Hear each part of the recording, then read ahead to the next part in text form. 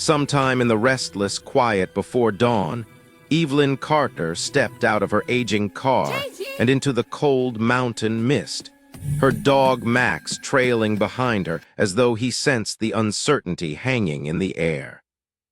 The dirt path leading to her grandmother's forgotten house felt like a narrow bridge between the life she had known and the one she had never expected to inherit. She had opened the lawyer's envelope only a week earlier, the rain tapping the window behind her as she read of Agatha Carter's passing, a grandmother swallowed by family silence, a woman no one mentioned without lowering their voice. Now the house stood before her like a memory carved into the cliffside. Its wooden bones sagged, windows hollow, vines gripping the walls like fingers refusing to let go. But beneath the decay lingered a strange stillness, as if the place had been waiting. Evelyn stepped onto the porch, each creak beneath her boot echoing through the valley. When she pushed the front door open, a gust of cool, preserved air met her. Inside, the room seemed frozen mid-breath, chairs slightly pulled out, books left open on shelves, a kettle rusted on the stove, walls layered with years of dust yet arranged with meticulous intention.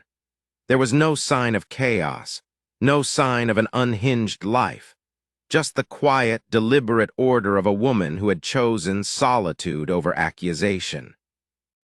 As Evelyn explored with her lantern flickering against the walls, she felt a pull deep in her chest, not fear but recognition. The house carried echoes of her childhood visits, of Agatha's hands dusted with flour, of old books, whispering pages, and a silence that once felt gentle. Now it felt heavier. She didn't know yet that this house was a vault of truth, one hidden behind false rumors and an old scandal that had stripped her grandmother's name bare. But as rain began to drum gently on the sagging roof, and Max pressed against her leg, she sensed that the walls around her were holding stories that refused to die. Morning filtered through the cracked windows in pale strands of gold as Evelyn made coffee on her small camping stove, letting the warmth settle her nerves. Outside, the mountains exhaled mist that rolled down the slopes like slow breath. Inside, the house felt both abandoned and strangely alive. Each room she wandered into offered pieces of a person the world had misunderstood. On the mantel were old photographs, a girl by a stream, a woman in her youth, faces she didn't recognize but felt connected to.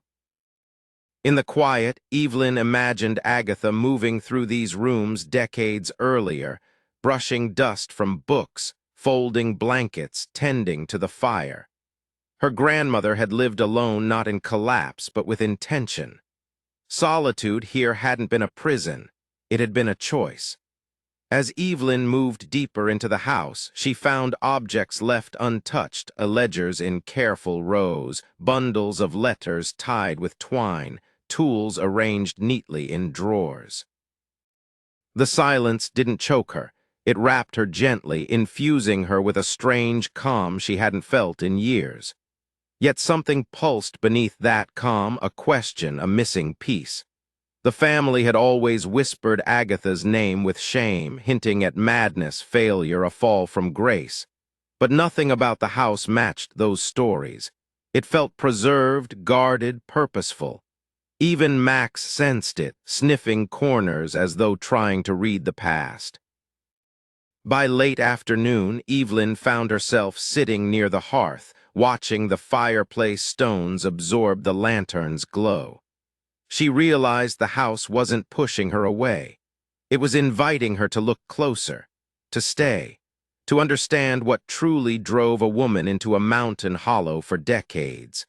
Outside, rain began to fall again, a rhythmic tapping that lulled her weary mind. She wrapped herself in a blanket found in an upstairs chest and drifted into uneasy sleep, unaware that the past, quiet, patient, and burdened with truth, had just begun to stir. The next day unfolded in a curtain of gray light and soft rain, the valley cloaked in fog that blurred the edges of the world. Evelyn woke with an unexpected clarity, feeling the house tug at her attention like a story demanding to be read. She moved through the rooms with purpose, letting curiosity lead her. In the living room, she opened drawers stuffed with neatly folded newspaper pages used as wrapping, and beneath them found a brittle edition of the Hayden Gazette from 1963. Its headline struck her like a blow: "Relief funds vanish, bookkeeper missing." And beneath it, unmistakably, her grandmother's name, Agatha Carter. Her breath stalled. Theft, disappearance, reputation destroyed.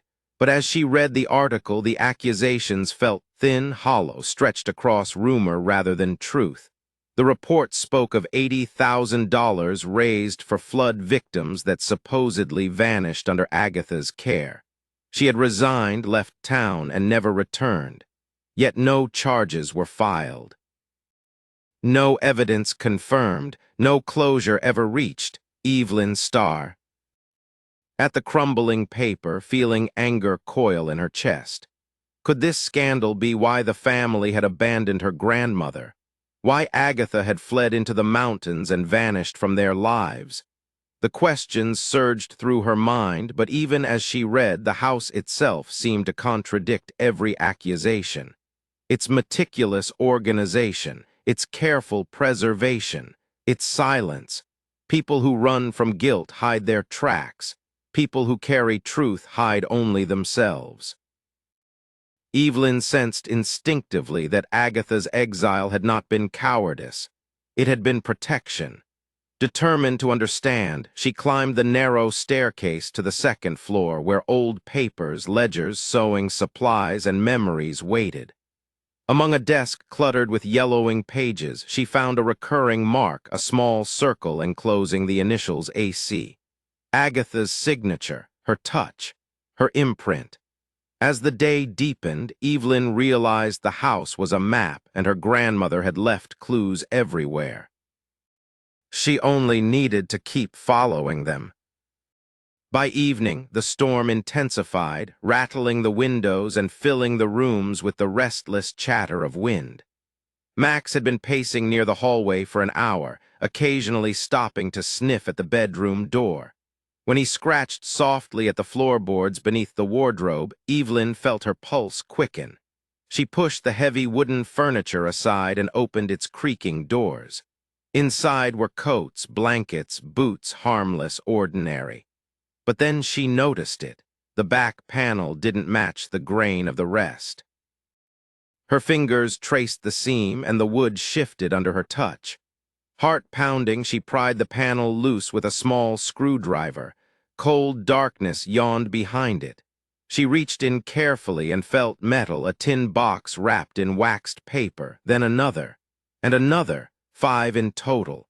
She set them gently on the floor, her hands shaking with something between fear and certainty. Inside the first box were bundles of cash, crisp despite their age. The second held gold coins and folded envelopes. But the last box held something far heavier, a sealed letter addressed to Evelyn. She broke the brittle seal and unfolded the fragile paper. Her grandmother's voice rose from the page with quiet strength. Agatha explained that the relief funds had not been stolen.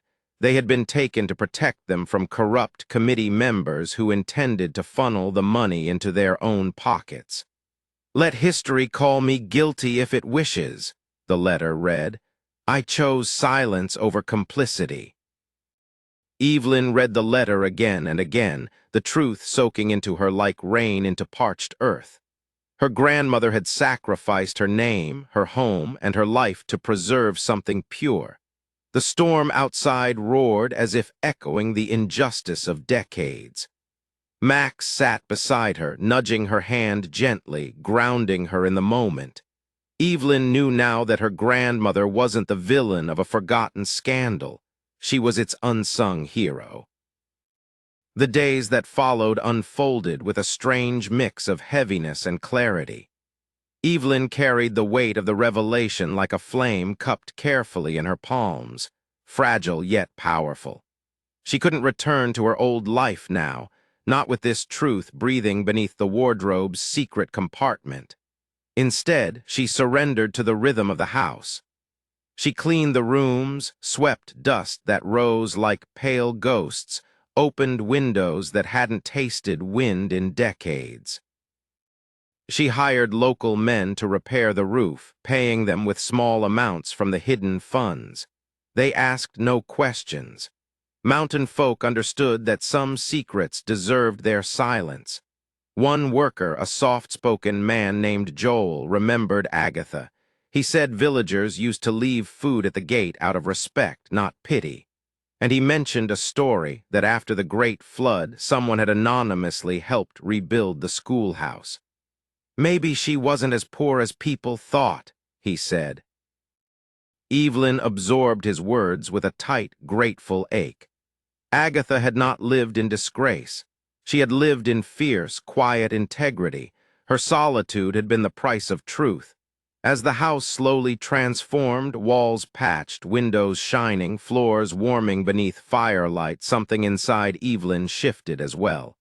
Her loneliness, once a heavy shadow, began to feel different, less like emptiness and more like space. Space for understanding, space for purpose, space for healing. At night, she read entries from her grandmother's journals, discovering reflections that felt eerily familiar. One line stayed with her. To live quietly is not to disappear. It is to build a life the world cannot destroy. Evelyn began to see that she and Agatha had been carrying the same ache, the same hunger for meaning. And in the quiet of the mountain evenings, sitting beside the fire with Max curled at her feet, she finally felt connected to someone, truly connected for the first time in years. Her turning point arrived unexpectedly on a quiet afternoon in the village cafe. Evelyn had stopped in for a warm drink, hoping to clear her mind when two women at the next table began talking about the local school. Their voices carried the weariness of repeated disappointment. The building was crumbling again, funding had run out, and the children faced long commutes over dangerous mountain roads. Something deep within Evelyn sparked. She listened silently, her heart pounding with a feeling she had never expected to experience: purpose. That night back at the house, she sat at Agatha's old desk and wrote a letter to the council. She offered funds anonymously to repair the school, rebuild the classrooms, restore the place where the valley's future grew. And she signed it with a name the world had misunderstood: Agatha Carter. In the weeks that followed, she organized the transfers with caution, breaking them into small amounts, ensuring no one could trace the source. Spring arrived with the sound of construction, hammers echoing through the valley, children's laughter returning to the playground. When the school reopened in summer, Evelyn watched from the shade of a distant elm tree. She didn't step forward, didn't reveal the truth. She simply listened as the teacher gave a speech thanking the unknown benefactor. Evelyn's heart swelled in her chest, and tears slipped down her cheeks, not from sorrow, but from the overwhelming peace of knowing her grandmother's legacy had finally begun to heal. The villagers would never know who restored their school. They would never know the truth behind the scandal. But Evelyn did, and the mountains did. And now the valley carried a piece of Agatha's redemption, whispered in the laughter of children running free through a building saved by silent courage. Autumn painted the mountains in flame-colored leaves as Evelyn settled deeper into the life the house offered her. She planted flowers along the path to the porch, hung curtains in the windows, and filled the rooms with warmth, firewood, fresh bread, books, and quiet music. The villagers began visiting more often, bringing small gifts: apples, firewood, jars of honey. They spoke of Agatha with curiosity now, not suspicion, as Evelyn gently rewove her grandmother's story into theirs. She told them how Agatha loved books, how she filled her home with herbs and silence, how she believed that truth didn't need an audience, only a keeper. In those conversations, the valley slowly reclaimed her grandmother not as a thief, but as a quiet guardian. And each evening when Evelyn sat beside the fire reading Agatha's journals, she felt her own life stretching open in ways she never expected. She no longer woke with the heavy ache of loneliness. She rose with purpose. She walked the trails not in escape, but in belonging. Even the wardrobe no longer frightened her. Its hidden boxes felt less like a burden and more like a shared mission.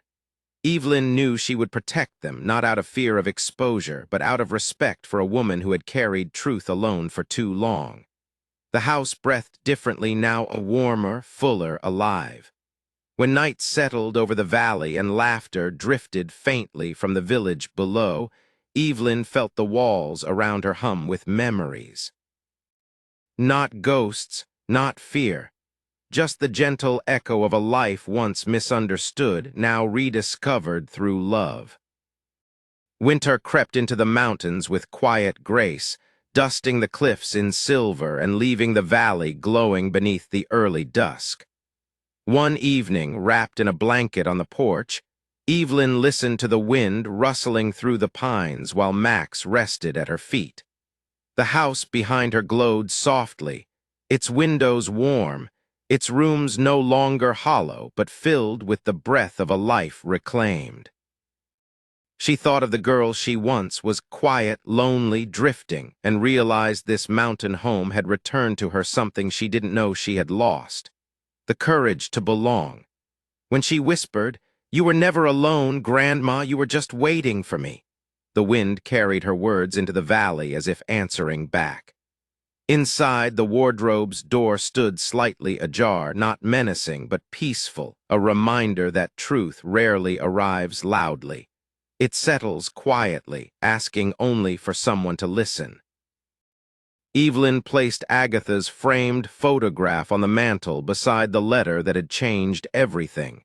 And as she sank into the armchair by the fire, the house exhaled like it had been holding its breath for decades.